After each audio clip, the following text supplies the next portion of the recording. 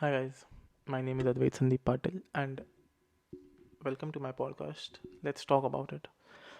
And there is something that has been bothering me, and there is a problem that I think we need to address, all of us, and that is the problem of Western arrogance. And I just okay, so before anything else, what I mean is that there is an ideological arrogance that the West has, right? And it has had that historically. They think that they know everything. They think that they know the answers to everything. They think that they own science. They think they own knowledge. They think they own wisdom. They think whatever good has come in this world is because of them. They think that without these lights and houses and electricity and Wi-Fi, man could not have ever been able to survive. How could he without these things? And they think that before them, before they thought of all these things, man was just stupid. Man was stupid, living in caves, wandering around, hunting and gathering. And I think that perception has to be ended. They teach these things. I thought these things, but lately I've been exposed and I've read a few things. I've come to understand the world a bit better. And these things boil my blood because they show me a world which is vastly different from the one I have been taught as a child. We've all been taught as children, children, children bueno. And I was sorry, but yeah, sorry guys, that was pretty intense. I know it's like very intense, but it is true. It needs to end. And the first step I want to take towards that, I have a lot of stories. I have a lot of things to tell you. I have a lot inside me and I want to share that with you. And I think it's just information. They're just facts, and based on those facts I have some opinions of my own, and I think they make sense, and I think more people should know about them. Anyway, so I mentioned that the West thinks that before they came and they thought of things, people just were dumb, that they didn't know things. And let's for a minute talk about how old we are, not only as a species but as a civilization, right? How long have humans been civilized? The West says, the archaeologist today says 10,000 years ago. 10,000 years ago, the man became civilized, and before that, man just wandered around in caves, hunting and gathering food, not knowing what to do. But then, 10,000 years ago, oh, something happened in Iran. People could now farm, and that just spread civilization like wildfire. Isn't that what you say, guys? That is the first mistake, because civilization is not only 10,000 years old, it is older than 10,000 years. And I know that I'm making these claims, and I know people will ask me for proof. There are proofs. The first proof being, if you have never heard, if you want a proof, by the way, just search who Graham Hancock is and look at what he's found. He's found pyramids in the Amazon rainforest. He's found buildings which date back 12, 14,000 years ago. And also the fact that Hindu civilization happened in 10,000 years ago doesn't make sense. It just doesn't make sense. We are too immense to happen in 10,000 years. It just does not make sense. And not only the world is too immense, the everything is just immense. Okay, anyway, so since we are talking about this, let me just tell you that they are wrong. Not only let if I don't want to go any deeper because there's a lot, and I don't want to talk a lot about those things. I don't want to explain it. They were, right? I want to talk about something else. I want to explain it in a different way. Like, for example, if you look at the James Webb Space Telescope that they sent out, right? They sent out this big mirror essentially out into space, and the mirror, what does it do? It essentially collects light. And Einstein, the farther you go back in time, sorry, farther you go back in space, the farther you go back in time, right? Because it's a space-time fabric. And now that their giant mirror is up in the sky, and they have now seen galaxies far, far, far away. far away, guys. Just forget it. Reaching there, forget it. Like they've gone to a point that they can't even look at them now.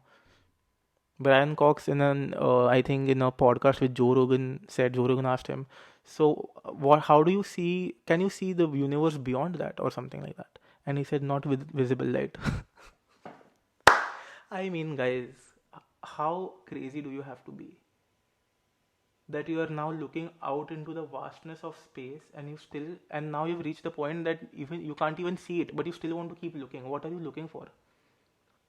What are you looking for? Is this how you understand the world? Is this how you understand humanity? Is this how you understand yourself?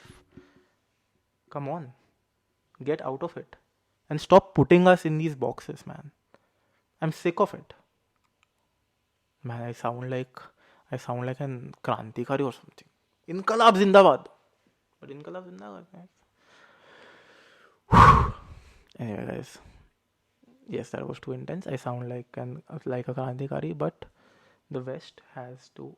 So anyway, they sent their space telescope out into the space, and now it gave them information. And now they say, and now they've understood that they were wrong. The universe is probably older than 13.8 billion years ago. Billion years. Hmm. I mean, don't you think it's kind of crazy that after all this effort you're wrong? And it's okay to be wrong. Like, I'm not saying that, how can you be wrong? Science, the West, how can you be wrong? You have to teach us. No, that is not what I'm saying. I'm just saying that you're fundamentally wrong in a lot of things. And that is why you're here. And now you have also, anyway, those are different things, man. You've also gotten here. And that's my main point of friction, your arrogance. I hate how you are arrogant about it. Why are you. Okay, so guys, the West says, and I'm consciously calling it the West, right? And this represents an ideology, not the people. I'm not saying the people or the culture is like this. The Hindus are best, West is worst. That is not what I'm saying. I live in Ireland. I am in the West. I am in Europe right now, and it is beautiful. There are a lot of things here which you can never find in India, and here it is beautiful. You can find those things, and it helps you a lot. They have a great culture. There's a reason why the West is the West. Simple enough. Okay. But what I am talking about specifically is the arrogance, the presumption that they know everything, and whatever they come across, they are the first ones to come across it. Right? Like them saying that the universe is older than 13.8 billion years ago. There's a concept in Hinduism, Anadi Ananta. It's over. The explanation of how old this universe is finished in two words: Anadi Ananta. From before the beginning till after the end. Ananta, Anadi, it is forever. It just is. Stop trying to explain what is, because it is. It always has been, and it always will be, and it always is. In two words, my culture, which I am very proud of, has explained their search for life, for meaning, that it has ended it. How old is the universe? It always has been, it always will be. You know why we know? Because we are also that old as a civilization. Us human beings are that old. And you will find these things everywhere. Across all cultures. Look, I got a tattoo. It's a snake, and then here's a DNA. Anyway, guys, there are a lot of things that we do not know. There are a lot of things which have been hidden from us. And I think it is time that we start to uncover things. We as people take back knowledge, take back wisdom. It is time that it stops being in these Western silos, these elites, these Oxfords. It is time that archaeologists determine how old the human civilization is. It is time that we stop giving them importance, more importance than they should get. Look, I have nullius in verba tattooed here on the word of no one. It is Latin, right? And I learned this from the show Cosmos, hosted by Neil deGrasse Tyson, right? And I was very inspired by it. That you should not believe authority. You should question everything. Question authority. That is what the motto of the Royal Society of England is, right? Question authority. That is how science came to be. That is how we have all these beautiful things. That is how I'm able to do this, right? And it's beautiful. But now it has to stop. You do not know where you're going. You are lost. And the proof that you are lost lies in many things. But one thing I will say is look at how many of your people, how many people in the West now are turning their heads to the East. They're becoming more spiritual. Because everyone wants to find themselves again because it's lost. We are lost as a civilization. Your ideologies, your assumptions about the world have gotten you this far, and now you don't know where to go. Now you have reached the point where you do not know what lies beyond what you can see. What? I don't even know what I am saying, bro. What are you doing? What are you doing? And the thing that I want to talk about this is that you are doing it knowingly. It is not that you are lost like a child who's lost. You know everything. You just want your whole civilization, your whole ideology runs on a transaction. You look at everything in the wrong way. Everything. You look at even as something as simple, you look at the world only from a material perspective. The world to you is only material. The rock is not a rock, it is made of carbon atoms. 3 carbon atoms, 4 these atoms, 5 carbon. The bag is not just a bag, it's made of it's just layer. You just try to see how it's made, how it's made, how it's made, how it's made. And then you try to make those things. Oh, this is made like this. Oh, let me make this. Oh, the brain has neural connections. Oh, okay. Let me try to make a robot with the same connections. Why? Why? Why do we need to build a robot? Rajni sir, I am not saying anything to you, okay? You are best robot ever. These people I am talking about, not you, okay? Vanakkam. So guys, I know this problem doesn't make sense to you, a lot of you, but I just want to say this, and it is out there. And I want to. There are so many things, guys. I will talk about them, but today I just need to get this out. I need to get this out. I need to tell you guys why I'm doing this.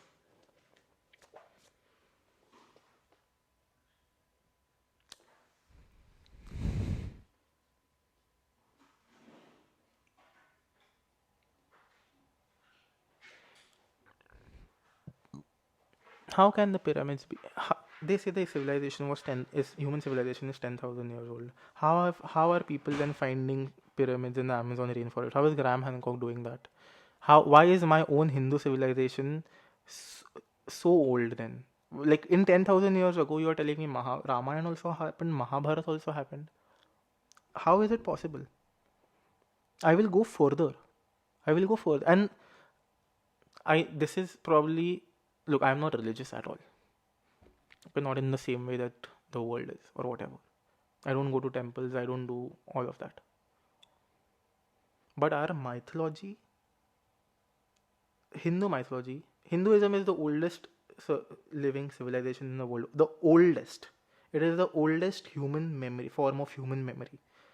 What humans experienced thousands and thousands, probably hundreds of thousands of years ago, I don't even know. It's there, written, documented in poems. The Rig Veda, for example, is so poetic. And that is what the Arctic home in the Vedas is. Tilak uses the Rig Veda and the shloks in the Rig Veda to decipher the reality that must have been. And he uses this and he does this using logic and brain and science. Science. He does it using science. Right? No, why is that he does it using science? the I will give you guys one example. Okay, so the basis is that the ancient Aryan civilizations, which include the old Germans, old Irish, Hindus, and all these the Celtics, like the Viking people, the Norse gods, Odin, Thor, those people. We all the Greeks, we all used to live at the North Pole or the circumpolar regions, and this was one undivided Aryan civilization that existed, right? And he says that the climate was genial, that it was not too hot in the summers, not too cold in the winters, right? And even as today, there is a 6 month day, 6 month night in the north, like in Greenland or whatever. At that point, because of the axial tilt and the change in degrees, which he's explained using mathematics, he says that the year was, it used to be like depending on the latitude on the longitude, it used to change from 7 months to 9 months of daylight and 3 or 5 months of winter, right? Now, there is a very peculiar characteristic that he's mentioned, and it's the dawn, the Arctic dawn, he calls it, right? Like not as Arctic dawn, as a pingu वगैरह, no,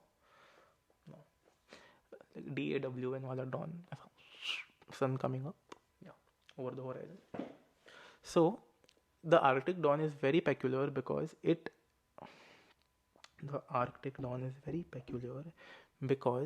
the dawn lasts in the sky for 30 days before the sun came up, right? This is a peculiar characteristic that Tilak says was about that world. And just for a reference, even in the Bible, the first thing that comes when God creates everything is God says, "Let there be light." There is light before there is sun. This is again a trait.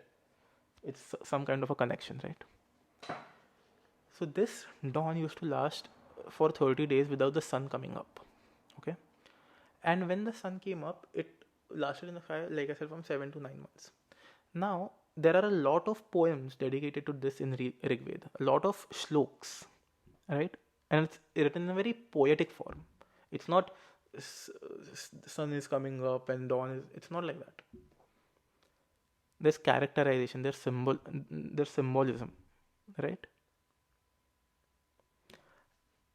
And one of these I will tell you one of these shloks. There is this shlok about Aditi. Now, Aditi is also elsewhere in the Rig Veda has been referred to as the dawn, again, DAWN, or the dawn has been referred to as Aditi.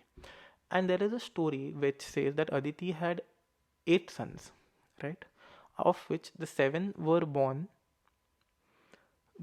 healthy, but the eighth, Martand, was underdeveloped and died, right?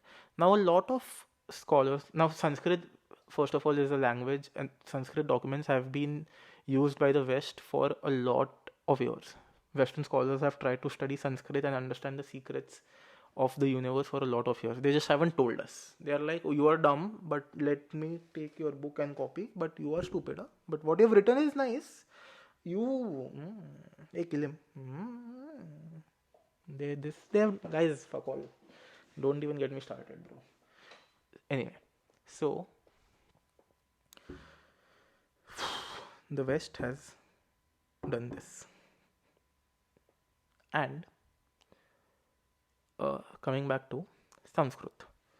Now, and this, so when these other scholars who have tried to study these documents and try to make sense of what's written, it's not only the Western scholars, I will say, it's also Indian scholars, Sanskrit speaking scholars who have tried to understand it. But when they try to make sense of it, nothing happens.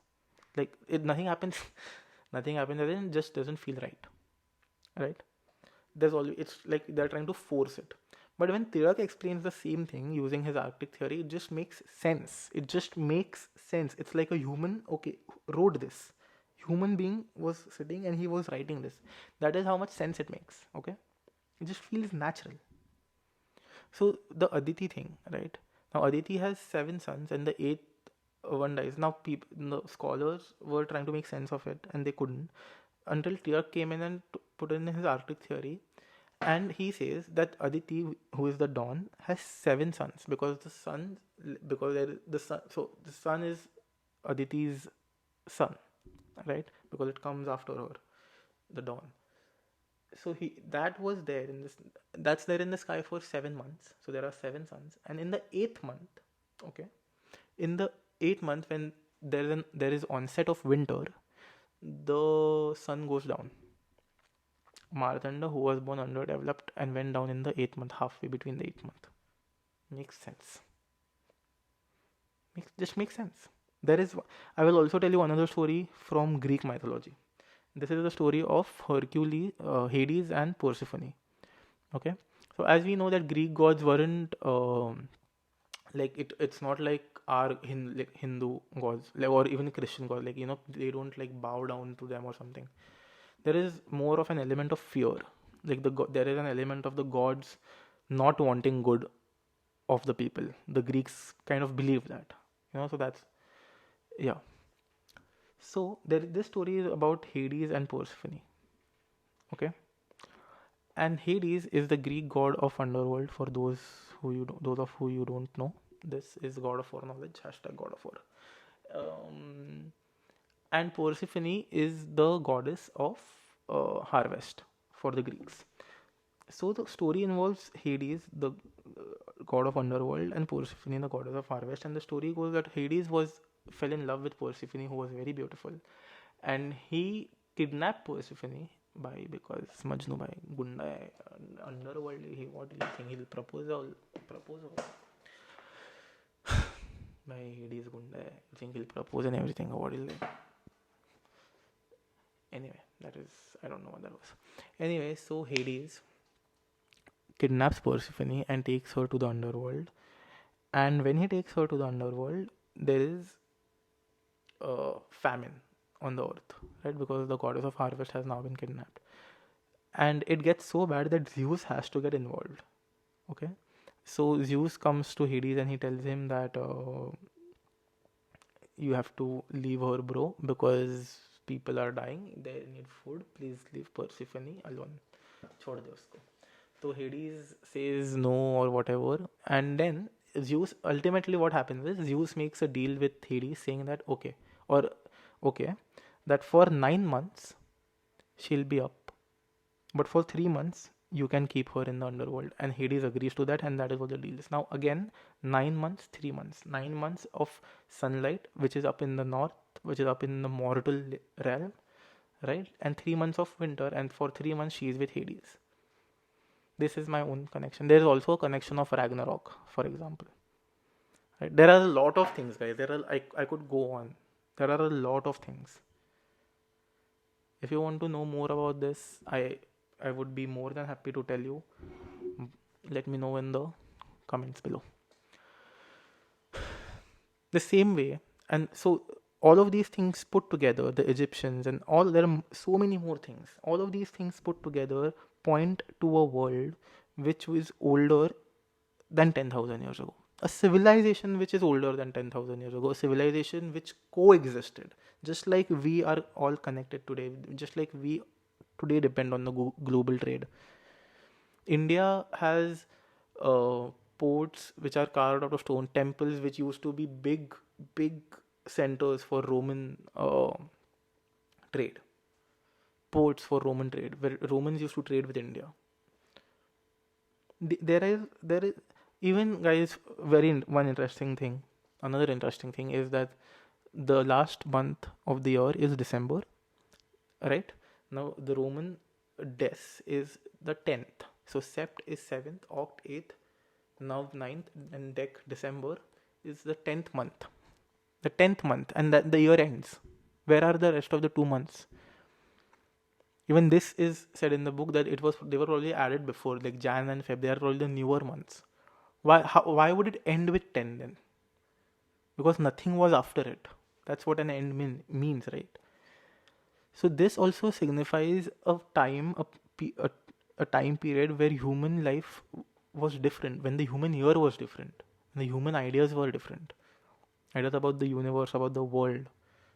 And maybe, just maybe, I think it is 100% true, but just for the skeptics out there, even if you don't believe this to be 100% true, there is more than enough out there to make you believe and make you wonder that was there ever a world which was better than the world we are living in now? And it's maybe not better, right? But different, so vastly different, where the human consciousness was so well understood. And what happened was, this white man, like I said before, came in and destroyed everything. They also, eh, to India, they went to Africa, they went to India, they conquered the whole world. And everywhere they have killed the indigenous people. And then to, and their pretext has always been that these people who are of these lands do not know how to live. So it is the, one of my friends, Suraj, he said this beautiful thing while we were recording another podcast. He said they treated it as the white man's burden. Perfect. They thought it is the white man's burden to improve the world. That was their pretext. They used to go with this pretext, they used to go with this story and kill everyone who was there, who opposed them, because they wanted to take everything. They just wanted to take it by force, by whatever. They thought that the world was theirs to rule. And it is this ideological difference and this arrogance that they still possess. Even their scientists too. Their scientists think that they own knowledge, they own truth. You don't. It does not belong, the truth does not belong to Western science. It belongs to everyone. And that is how once upon a time the world was. And we need to go back to that world where truth is democratic. It just doesn't belong to silos in the West. For okay, so it's almost 30 minutes. I'm pretty sure you guys are very, you guys, if you have tolerated me for so long, by the way, thank you so much. I am really appreciative of it. Thank you guys. And but I won't keep you for longer. One thing, the West, for example, wants to go towards the string theory or the theory of everything, where they want to tie everything. They say everything is made of strings and they want to tie everything into union. A single theory explaining everything. It's already done. You look at Hinduism, there's shunya, zero, nothingness. That's, if you know nothing, you know everything. This concept is old. It's old. It's not them. What else do you want? It's everything. This knowledge that we are all Vasudeva Kutumbakam. And guys, after this theory, just think about it in a very different. It's not just like Hindu Vasudeva Kutumbakam. It's actually, this idea represents so much. There's so much unity. The thread ties us all. I actually, today I started this thing because I wanted to talk about how the Vikings and the Hindus are each other's oldest relatives. Because I was watching a Viking video and I have this theory that that the Hindus and the Vikings are connected. But I went a different way. But if you are also interested in that and listening to that, I would love to talk about it. And I think, yeah. Anyway, I would just like to say that I'm going to talk about a lot more things. Lot more things. I'm going to talk about the book, the Vikings. This tattoo that you see, I got it done after I read a book called The Cosmic Serpent. That is also a phenomenal book. That also gives an insight into the world and an insight into how the world probably was, and how Western arrogance at every turn has made us doubt that world, the world of our ancestors, the world which belonged to everyone. Thank you guys. Thank you for your time. If you have stayed with me, my name is Advait Patil, and I will be. And if you like this video, please like the video. If you want to see something, please comment on the video. And if you want other people to see it, please share this video with your friends and family. And this madman who just keeps rambling will be back to see you again with another topic, but based on the same theme, because the Western arrogance needs to die. Jai Hind.